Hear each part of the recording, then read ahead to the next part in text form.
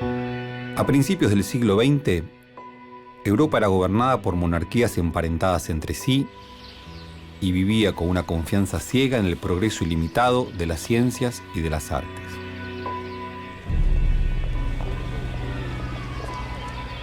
Pero, después de años de paz, en la región de los Balcanes se produjo un asesinato que detonó las viejas tensiones que existían en el continente.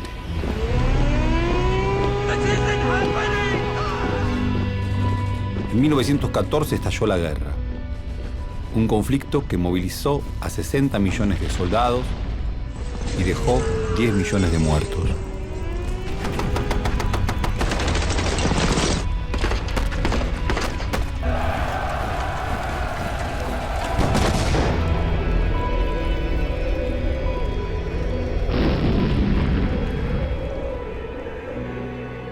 Mientras Europa se precipitaba al abismo,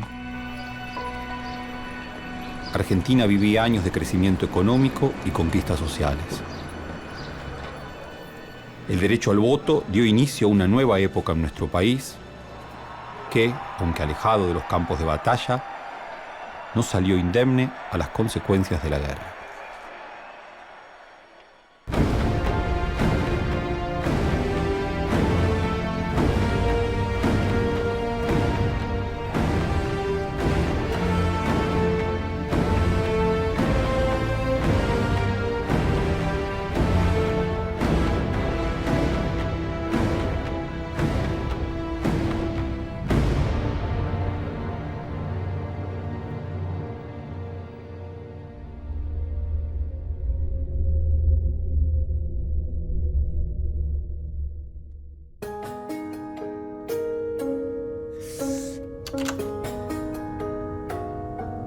Este palacio en el que estamos, en una de las zonas más distinguidas de la ciudad de Buenos Aires, comenzó a construirse en 1911 y terminó de construirse en 1917. Sin duda este palacio trasunta riqueza, fastuosidad, sofisticación, todos elementos que tienen que ver con el desarrollo que había logrado Europa durante ese largo siglo XIX y que en el último momento, el momento de la llamada Belle Époque, que tanto caracterizó sobre todo la cultura francesa, parecía haberse desarrollado aún con más ímpetu gracias a los largos años y largas décadas de paz que habían permitido un desarrollo económico, cultural, educativo. Sin embargo, en 1914 estalla la guerra y la guerra desmorona, echa por tierra todo ese desarrollo.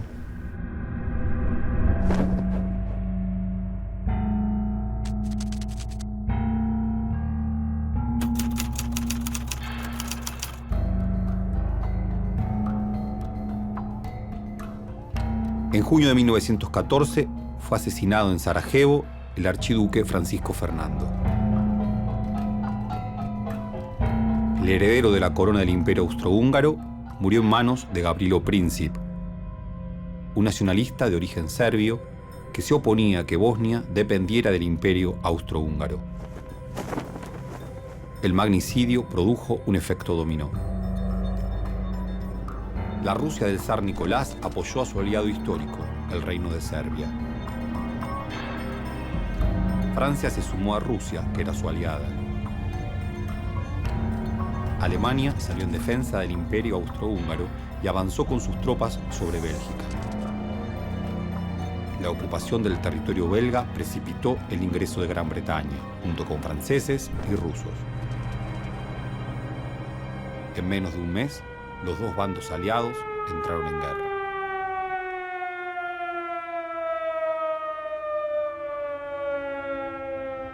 Cuando la guerra estalla y este palacio está en plena construcción, no se tiene conciencia de la catástrofe que está sucediendo en Europa. En la Argentina, algo muy distinto ocurre. La vida política, la vida social sigue su curso, un curso que está hecho de contradicciones, que está hecho de crisis, que está hecho de tensiones, pero sin embargo nada se sabe de trincheras, nada se sabe de tanques, nada se sabe de bombardeos. Incluso, bien vale decir, que durante esos años se van a producir entre nosotros progresos importantísimos, fundamentales, para lograr una vida en común más justa.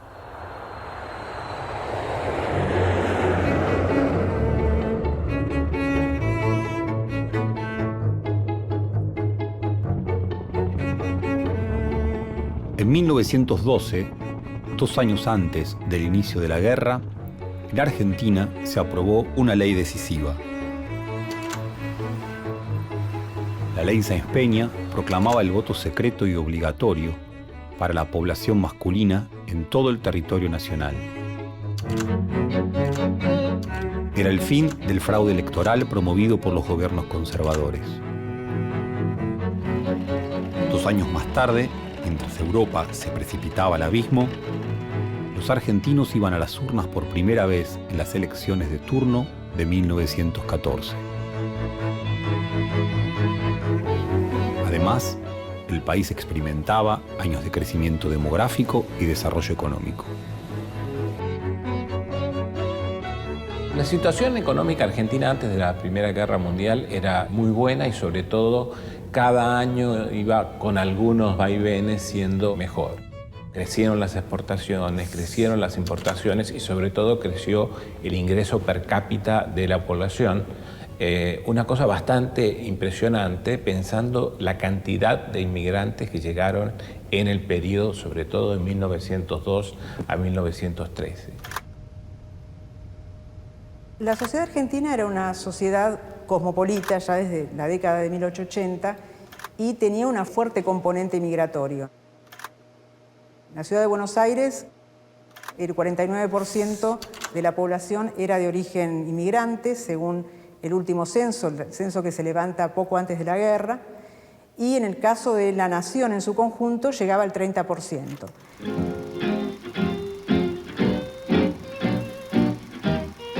Me parece que la primera década del siglo, la que va a terminar con la Primera Guerra Mundial, es una década sobre todo de acumulación.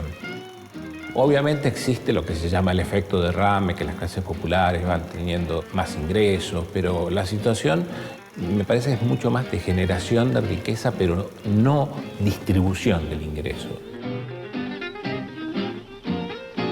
En Europa, la neutralidad parecía una política imposible, porque no había nación con aspiraciones colonialistas que no creyera que había llegado su momento para seguir expandiéndose en pos de recuperar su pasado imperial o de alcanzar finalmente un futuro de gran potencia colonialista. En la Argentina, sin embargo, la política de neutralidad era una política de gobierno, compartida por políticos que, más allá de este punto, estaban en veredas claramente opuestas.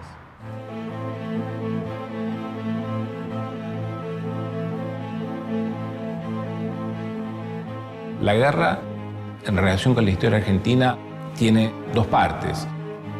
Un gobierno conservador, que es el de Victorino de la Plaza, y a partir del 12 de octubre del 16, el gobierno radical. Ningún país latinoamericano entra en guerra. Entonces, esta neutralidad no es tan rara. Sobre todo la neutralidad cuando justo empieza la guerra. Argentina era un país agroexportador, era una economía abierta que estaba muy dependiente de los ciclos económicos externos, es decir, cualquier alteración en el comercio internacional tenía repercusiones en Argentina. De ahí que inicialmente la preocupación que genera la guerra es que eso llegue a afectar a la economía interna.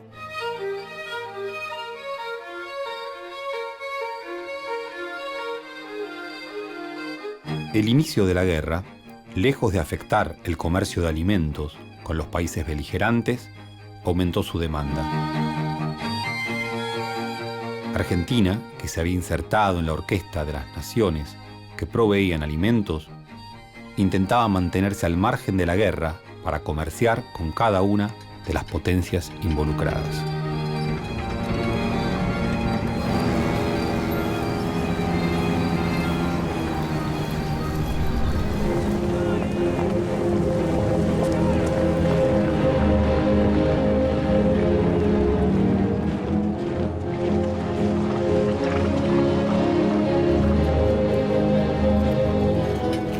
Inglaterra no tenía interés en que la Argentina participara con tropas, sino que tenía interés en los alimentos argentinos. Argentina exportaba mucho a Alemania, exportaba a Francia, exportaba a Bélgica. Muchas de estas exportaciones después iban a parar a otros países, pero Gran Bretaña sin duda era el principal comprador de la Argentina, sobre todo en el rubro de las carnes. Se suponía que Alemania se beneficiaba de la neutralidad, puesto que Argentina no iba en ningún momento a romper relaciones con las potencias aliadas. Lo mejor, lo más conveniente para Alemania también era una posición de neutralidad antes que de una posición beligerante de Argentina. Entonces, en general, fue una política que sirvió a ambos bandos, pero siempre con presiones en muchos casos para tratar de limitar el alcance de esa neutralidad. Mientras el conflicto se mantuvo en los confines del continente europeo, Argentina pudo sostener el delicado equilibrio de comerciar con las partes enfrentadas. Pero ni bien Alemania decidió llevar la guerra con Gran Bretaña al mar, la posición argentina fue más complicada de sostener.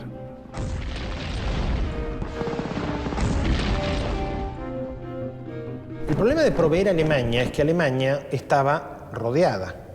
El problema de Alemania en la Primera Guerra es un problema geopolítico que siempre obsesionó a los alemanes. No solo quedar entre dos frentes, sino además quedar encerrado dentro del continente sin posibilidad de surtirse de sus escasas pero existentes colonias.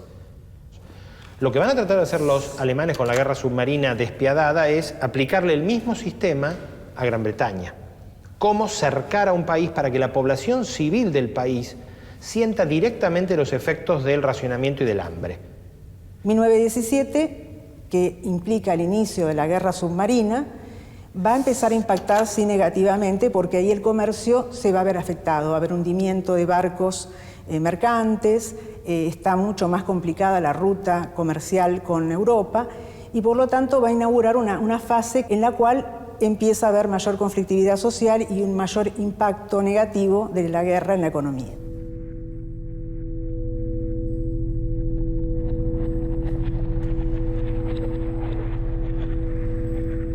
Mientras la Argentina se mantenía a distancia del fuego que arrasaba en el viejo continente, la guerra buscaba nuevos espacios para poder desarrollarse por fuera de la tierra. Y fue así que el aire se transformó en un nuevo escenario fundamental de esta guerra. Por supuesto, por la aviación, que cada vez fue más importante en su desarrollo, pero también por el uso de los gases. Por primera vez en la batalla de Ypres, en el frente occidental, los primeros meses de 1915, batalla que enfrentaba a alemanes contra ingleses y franceses, los gases fueron usados de manera letal. Una nube de más de 6 kilómetros de ancho que, expandida por el viento, obligaba a los soldados que no podían sino respirarla a caer uno tras otro fuera de combate. El aire se había vuelto una real amenaza.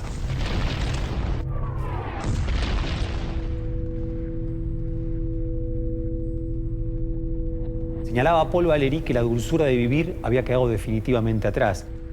Y un artefacto de estas características no hace sino confirmar que no hay dulzura de vivir posible en convivencia con ella.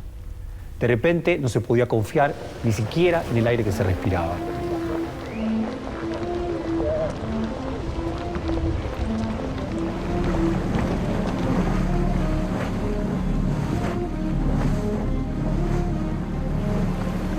Así como la guerra se expandió por el aire, también lo hizo por el mar. Y además llegó hasta allí donde casi no se imaginaba que llegaría. Por ejemplo, a las Islas Malvinas. Al comenzar la guerra, Alemania tenía sus flotas establecidas en las colonias de ultramar. La escuadra del Oriente Medio, al mando del almirante Maximilian von Spee, recibió instrucciones de dirigirse a las Islas Malvinas, un enclave estratégico en donde los ingleses se abastecían de carbón. Para llegar a destino, debían bordear las costas de Chile, y en Valparaíso, von Spee fue sorprendido por la presencia de acorazados británicos. En su camino hacia hacia las Islas Malvinas. Recibe información de que había algunos británicos, de que había buques británicos en la zona sur de Chile. Graf Spee va en su búsqueda, los encuentra y ahí se va a entablar ese duelo entre ambas escuadras.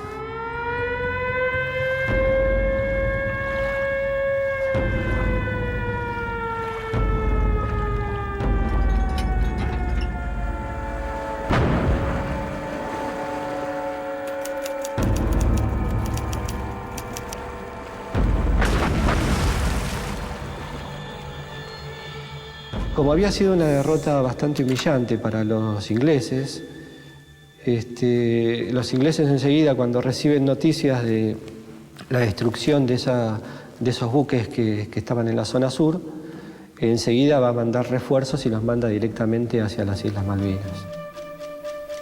En los puertos chilenos, el almirante von Spee perdió demasiado tiempo a la espera de buques carboneros que abastecieran a su flota. Winston Churchill, almirante de la Armada Británica, supo aprovechar esa debilidad y envió buques a blindar las Islas Malvinas. El 8 de diciembre, von Spee se encontró con una sorpresa. Porque él esperaba un menor número de barcos y buques de menor calidad en cuanto a la capacidad de fuego. Recordemos que el mando británico había enviado refuerzos. En aquel entonces las comunicaciones eran diferentes a las de ahora y uno tardaba varios días en enterarse de los movimientos y de la llegada o salida de los buques. Él da la vuelta y da orden a todos sus buques de que escapen hacia el este. Los buques británicos que estaban allí estacionados deciden hacer la persecución. Pero acá hay un detalle, que los barcos que estaban estacionados estaban con sus calderas apagadas. Solamente 2 estaban de guardia y estaban en capacidad de perseguir a estos barcos o de hacerle frente en forma inmediata. Si von Spee hubiera sabido eso, seguramente los hubiera atacado ahí en el puerto.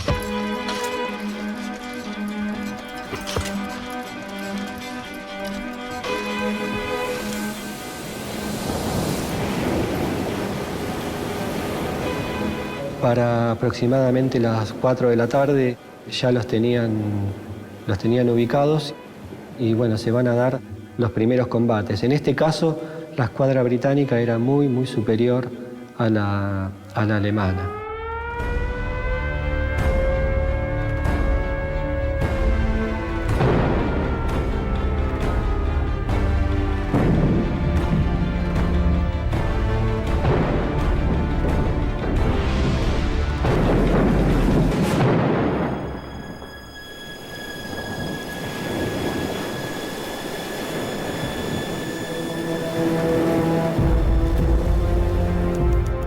Von Spee muere al mismo tiempo que se hunde su barco.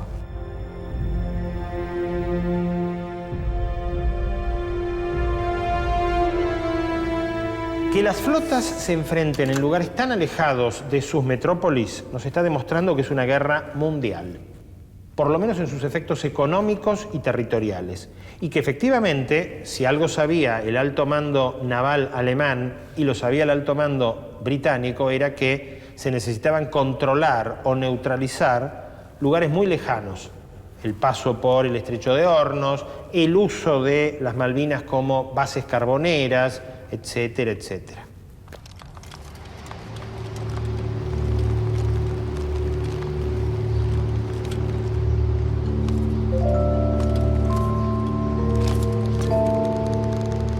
En 1917, en las trincheras, la guerra estaba plenamente estancada. Alemania entonces toma una resolución drástica. Declara la guerra submarina total para interrumpir ese trato comercial que de Estados Unidos socorría fundamentalmente a Inglaterra. Al mismo tiempo, Alemania toma una decisión si se quiere, por fuera del libreto, si se quiere, por fuera de lo imaginado como propio, ¿sí?, de ese imperio. Decide llevar adelante una serie de tratativas para estimular a los mexicanos, hijos de la revolución que había estallado en 1910, a recuperar territorios que habían perdido con Estados Unidos durante el siglo XIX. Una cosa más la otra alerta enormemente a la opinión pública norteamericana. El peligro que deparaba para ellos la guerra submarina total, más la amenaza de que los mexicanos pudieran abrir un nuevo frente contra Estados Unidos en alianza con Alemania. Finalmente, entonces, la opinión pública norteamericana y el Congreso aprueban que Estados Unidos entre a la guerra.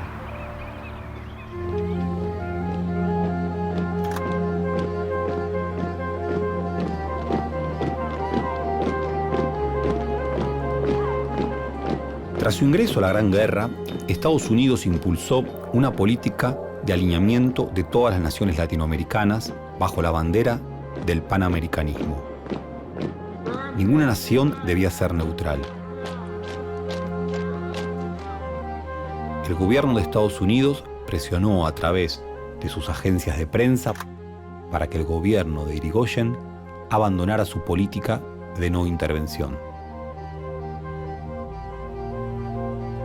Como las presiones diplomáticas y económicas no funcionaron para el caso de la Argentina, porque Irigoyen resistió ese tipo de decisiones, van a tomar una política de difusión de una serie de telegramas que habían interceptado, enviados por el ministro alemán en la Argentina a su gobierno.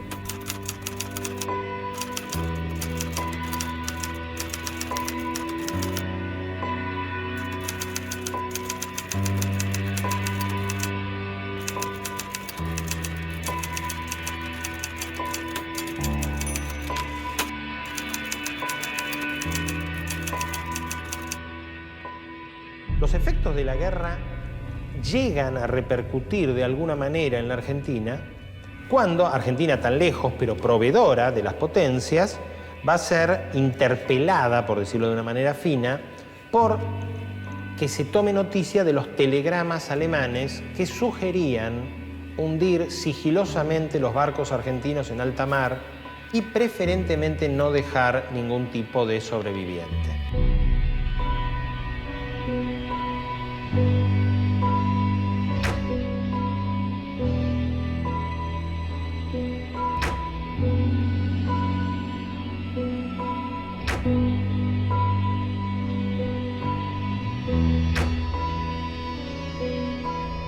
Esa información fue como un detonante importante de las movilizaciones, porque había una idea de un orgullo nacional herido, de un trato injusto para la Argentina dado por Alemania, y por lo tanto hubo movilizaciones tanto en abril, cuando fueron los primeros hundimientos de naves, como en septiembre, que es el momento de la difusión de los telegramas, en los cuales la opinión pública se polarizó.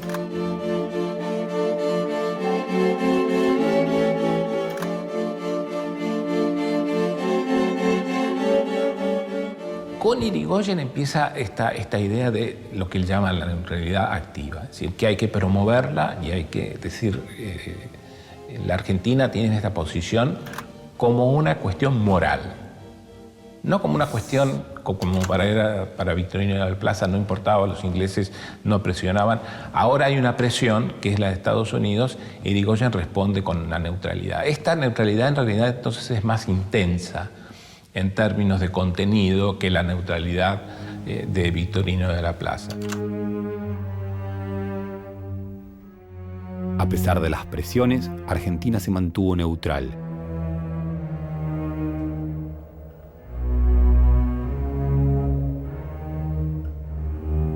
Irigoyen entendía la neutralidad partiendo de un concepto de paz como estado natural.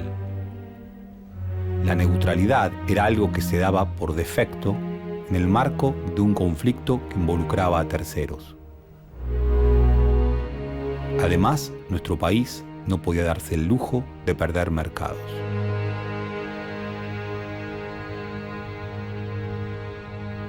Yo tengo la idea de que la neutralidad argentina, en una guerra total que abarca todo el mundo, la única forma de ser neutral es salir del planeta.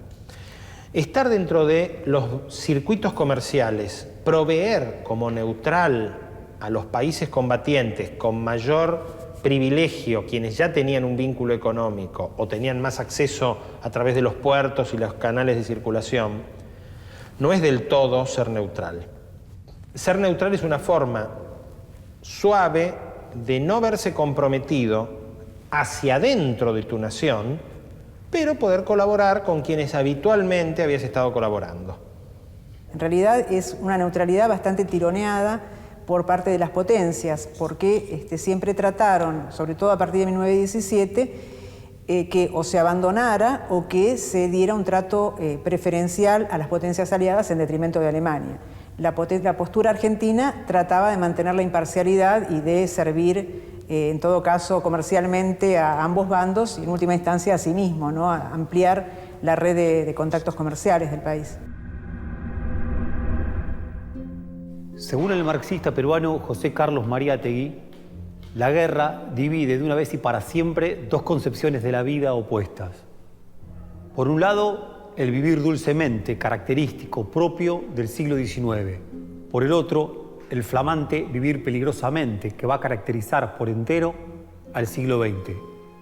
Una civilización que se sentía orgullosa por sus adelantos técnicos, por sus adelantos económicos y culturales, una civilización como la europea, que se enorgullecía de palacios de características tan similares a este, de repente se vio envuelta en la producción de millones de proyectiles, de millones de cascos, de lanzallamas, de aviones, de tanques. El efecto es tan contundente que aún hoy Europa se pregunta, luego de pasados 100 años, cómo fue que se produjo este cambio, cómo fue que del optimismo nació la catástrofe, cómo fue tan repentina esa transición de las formas estéticas más elaboradas y sofisticadas a las máscaras de gas. Mientras tanto, en la Argentina, las cartas no estaban repartidas de la misma forma. La dulzura de vivir no había quedado enteramente atrás, así como tampoco la vida peligrosa había pasado a estar presente de forma completa con todos sus miedos y sus intensidades.